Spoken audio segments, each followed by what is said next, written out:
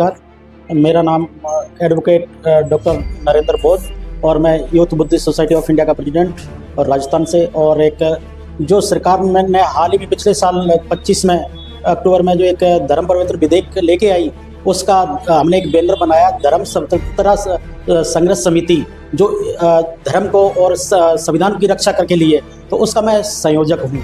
नरेंद्र साहब, आपसे सवाल इतना है कि जो ये बिल 2025 9 सितंबर को विधानसभा में पारित किया गया, उस बिल पर आपके द्वारा क्या आपत्तियां हैं? वे क्या कारण है कि आपने रैली धरना प्रदर्शन किए और इससे दूसरे धर्म वालों पर क्या असरात पड़ेंगे, इस पर आप सारी डिटेल से बताएं। जो कानून सरकार ने बनाया विधि विरुद्ध, पहले यही विरोधाभास हो गया, यानी विधि विरुद्ध, यानी जो कानून बना हुआ उसके विरोध में बनाया गया है।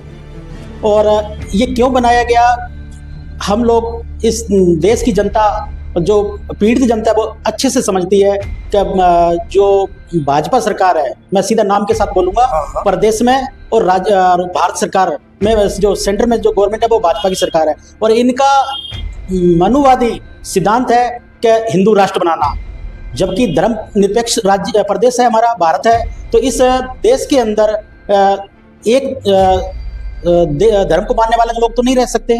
इसमें सिख भी रहेगा, मुस्लिम भी रहेगा, बौद्ध भी रहेगा, ईसाई भी रहेगा, आदिवासी रहेगा, मूल निवासी रहेगा। भारत के संविधान के अंदर लिखा हुआ है कि कोई धर्म परिवर्तन करता है तो उसके लिए प्रावधान बना हुआ पहले से। आप कलेक्टर को लिखित में सूचना देंगे, कलेक्टर आपको परमिशन देगा, तब आप करेंगे। और जबकि हम इसके कानून ला के क्या दिखाना चाह रहे हैं, क्या सरकार दिखाना चाह रही है? नहीं, इस कानून के अंदर जो ऑलरेडी कानून बना हुआ है, धर्म परिवर्तन होता है तो कानून सम्मत होता है जी, कि कलेक्टर को एप्लीकेशन दो, मजिस्ट्रेट के सामने एफिडेविट दो, जो भी प्रोसेस है कोर्ट के नियम अपने संविधान के अनुसार वो धर्म परिवर्तन कर सकता है। तो इस बिल में ऐसी क्या खास बात आई कि जो आप विरोध कर रहे हैं और ये कह रहे हैं कि इससे धर्म परिवर्तन होने पर उसको जो है ऑफेंस बनता है या उसके खिलाफ FIR दर्ज होती है? ऐसा क्या कमी है इसमें? मेरी आस्था, मैं बुद्धिस्ट हूँ, मैं जन्म से बौद्ध हूँ, और मेरे को मोहम्मद साहब के विचार अच्छे लगते हैं। मैं मस्जिद में जाके अगर विचार किसी मौलवी से अच्छी चर्चा करना चाहता हूँ, उनके विचार सुनना चाहता हूँ, मैं एक सोशल होने के नाते, एक धर्म प्रचारक होने के नाते मुझे सभी धर्मों का ज्ञान होना चाहिए। तो मैं कहाँ से सीखूंगा? इस्लाम धर्म को पढ़ूंगा तो सीखूंगा तो मस्जिद में जाके सीखूंगा।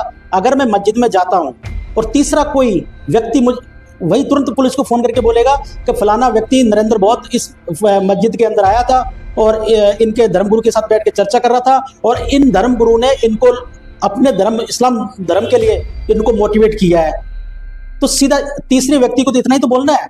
पुलिस मुझे उठाएगी, उस धर्मगुरु को भी उठाएगी, मुझे भी उठाएगी, जबकि ऐसी तो बातें नहीं है ना। मतलब ये है कि तीसरे आदमी के कंप्लेंट करने पर या पुलिस अपनी तरफ से खुद भी सूचित होने पर इस तरह की बात को एक क्राइम, उन लोगों के खिलाफ क्राइम में तब्दील कर सकती है। बिल्कुल। अभी तक प्रदेश के अंदर, जब तक कानून प्रदेश के अंदर लागू नहीं हुआ था, उससे पहले 17-18 मुकदमे दर्ज हुए और अभी तक दिसंबर तक जो प्रदेश के अंदर जो मुकदमे दर्ज हुए हैं उनमें कईयों को जमानत नहीं मिली, अभी तक तो मिलेगी। अगर पुलिस को लगा मैं बहुत बड़ा अपराधी हो गया तो मेरा घर भी तोड़ दिया जाएगा, बुलडोजर से घर तोड़ दिया जाएगा, 75,000 50 लाख तक की 75 लाख तक की इसमें फाइन भी है। अगर मुझे जिस मस्जिद में मैं धर्मगुरु से चर्चा कर रहा था इस्लाम धर्म की, हो सकता है वो मस्जिद में थे और मैंने ये चर्चा मस्जिद में की है, तो पुलिस को लगेगा तो पुलिस कोर्ट का निर्णय आने से पहले उस मस्जिद को भी बुलडोजर से तोड़ देगी। तो ये ऐसा कानून तो नहीं है ना। मतलब ये है कि जो ये बिल पास किया गया है, इसके अंदर कोई भी धर्म वाला दूसरे धर्म से अगर लव मैरिज भी करता है तो वो नहीं कर सकता। बिल्कुल। दूसरा, जो आदमी इस बिल के अंदर ये भी बात आ गई सामने कि इस बिल का उद्देश्य राजस्थान सरकार का एक ही है कि किसी भी तरीके से हिंदुत्व कायम रहे। दूसरे धर्मों को ऑब्जेक्शन इस बात का हो रहा है, आपके मुताबिक ये है? देखिए, भाजपा सरकार पहले भी थी, वसुंधरा जी ने जो यहाँ पे पूर्व मुख्यमंत्री रही हूँ, अपने कार्यकाल में 2 बार राष्ट्रपति को कानून बना के, धर्म परिवर्तन विधेयक बना के दिल्ली भेजा, राष्ट्रपति ने इस पर परमिशन नहीं दी। जबकि इस कानून को विधानसभा, एक दिन विधानसभा पारित किया जाता है और बिना राज्यपाल को राष्ट्रपति को भेजे लागू कर दिया जाता है।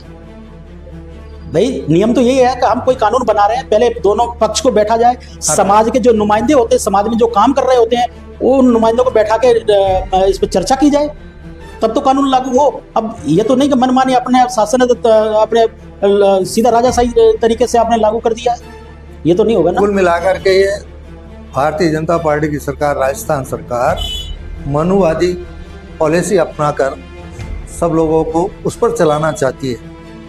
देखिए ऑलरेडी हम लोगों ने, मैं खुद याचिका करता हूँ सुप्रीम कोर्ट में, मैंने याचिका डाल रखी है, अभी कल ही 3 फरवरी को इस पर सुनवाई भी है और लगातार ये सुनवाइयों का दौर चल रहा है, सीजेआई साहब इसको खुद सुन रहे हैं। तो अब देखो कोर्ट का निर्णय क्या, और सच बताएं सच्चाई यही है, कोर्ट को चलाने वाले भी वही लोग बैठे हैं। जब पता है कि यूसीजी अभी हाल में एक कानून आया है इनके विरोध है, लाने वाले कौन, यही लोग, ताकि मुस्लिम लोगों को, SC/ST लोगों को, आदिवासी लोगों को हम उनकी सिंपैथी जता लें, हमने ये कानून आपके पक्ष में लेके आए, और उधर सुप्रीम कोर्ट में जाने वाले भी इन्हीं के लोग, और उनको रिट लगा के, उसको PL लगा के उसको रोकने वाले भी यही लोग। जब मुझे न्याय करना है और मुझे मेरे बच्चे का न्याय करना है, तो मैं ही जज की कुर्सी पे बैठा हूंगा तो मैं कैसा न्याय करूंगा? स्वाभाविक है, सीधा मैं अपने बच्चे का पक्ष लूंगा। अगर सीधे इसकी सुनवाई करनी थी, इस कोर्ट को करना था, अदर कास्ट के वहां पे भी तो बैठे थे कोर्ट में, सुप्रीम कोर्ट में जज, उनको देते, उनको सुनने का मौका देते।